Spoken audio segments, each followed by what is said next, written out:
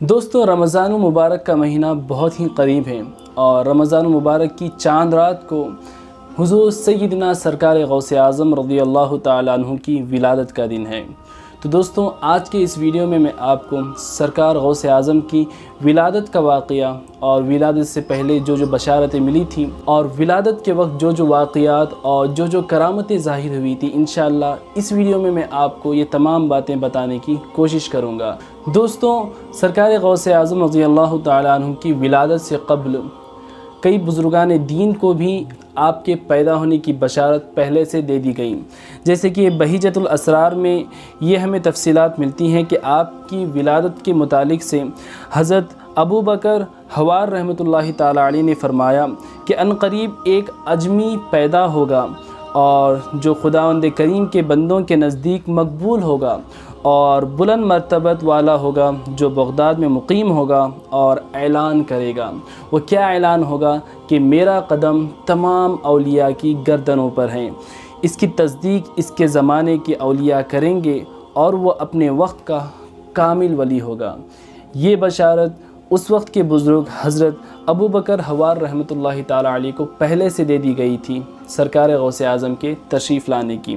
دوستو سرکار غوث اعظم رضی اللہ تعالیٰ عنہ کی ولادت صوبہ تبرستان کے ایک علاقے گیلان میں ہوئی، اور گیلان کو جیلان بھی کہا جاتا ہے، اور یہ دونوں باتیں صحیح ہیں، اسی لیے غوث اعظم رضی اللہ تعالیٰ عنہ کو جیلانی یا گیلانی بھی کہا جاتا ہے۔ دوستو سرکار غوث اعظم رضی اللہ تعالیٰ عنہ کی ولادت کے وقت کئی کرامتوں کا ظہور ہوا اور کئی واقعات عمل میں آئے۔ ان میں سے ایک اہم واقعہ یہ ہے کہ جب سرکار غوث اعظم رضی اللہ تعالیٰ عنہ کی ولادت کا وقت ہوا تو اس وقت آپ کی والدہ محترمہ حضرت سیدہ ام الخیر بی بی فاطمہ رحمۃ اللہ تعالیٰ علیہ کی عمر 60 سال تک پہنچی تھی، یعنی آپ کی والدہ کی عمر 60 سال کی تھی، اور اس عمر میں اولاد کا منہ دیکھنا یہ ایک معجزے سے کم نہیں ہے۔ یعنی جب غوث اعظم کی ولادت ہوئی تو آپ کی والدہ کی عمر 60 سال کی تھی۔ دوستوں کتاب ریاض الحیات میں آپ کی والدہ حضرت ام الخیر بی بی فاطمہ رحمۃ اللہ تعالی علیہ آپ کی ولادت کا واقعہ یوں بیان کرتی ہیں کہ آدھی رات ہو چکی تھی اور میں نے نماز تہجد بھی ادا کر لی۔ اس کے بعد میں کیا دیکھتی ہوں کہ زمین سے فلک تک، زمین سے آسمان تک نور ہی نور پھیلا ہوا ہے، اور گویا میرے گھر میں نور کا سیلاب آ گیا ہے۔ اتنے میں مجھے غیب سے ایک آواز آئی، آواز یہ تھی کہ اے فاطمہ، یہ وقت آفتاب معرفت کی ولادت کا وقت ہے۔ اتنے میں مجھے درد ذہ محسوس ہوا، اور اسی عالم میں عبد القادر پیدا ہوئے،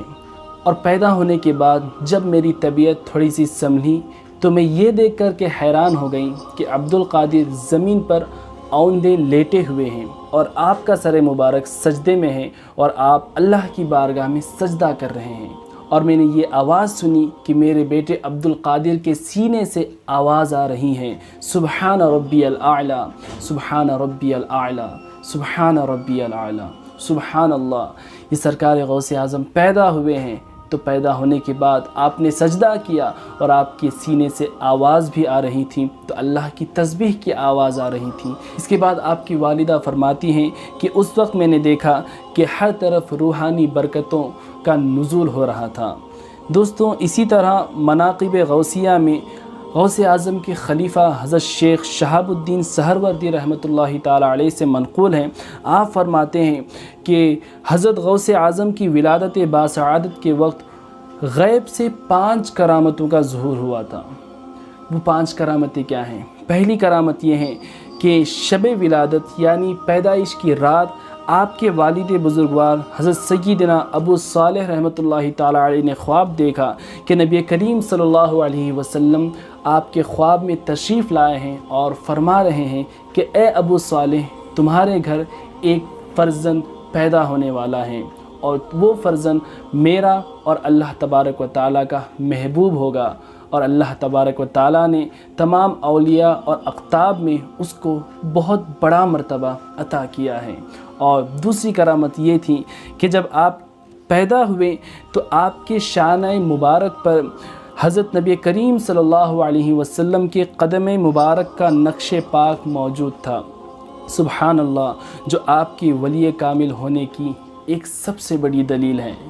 اور تیسری کرامت یہ ہے کہ آپ کے پیدا ہونے سے پہلے آپ کے والدین کو خواب میں یہ بشارت دی گئی کہ تمہارے گھر ایک فرزند آنے والا ہے اور وہ فرزند سلطان اولیاء ہوگا۔ اور چوتھی کرامت یہ ہے کہ سرکار غوث اعظم رضی اللہ تعالیٰ عنہ جس شب پیدا ہوئے اسی شب گیلان شہر میں 1100 لڑکے پیدا ہوئے، اور غوث اعظم کے صدقے میں اللہ تعالیٰ نے یہ تمام لڑکوں کو ولایت سے سرفراز فرمایا، یعنی یہ تمام لڑکوں کو اللہ نے اپنا ولی بنایا، اور اس رات پورے گیلان میں کوئی لڑکی پیدا نہیں ہوئی تھی۔ اور پانچویں اور بہت ہی اہم کرامت یہ ہے کہ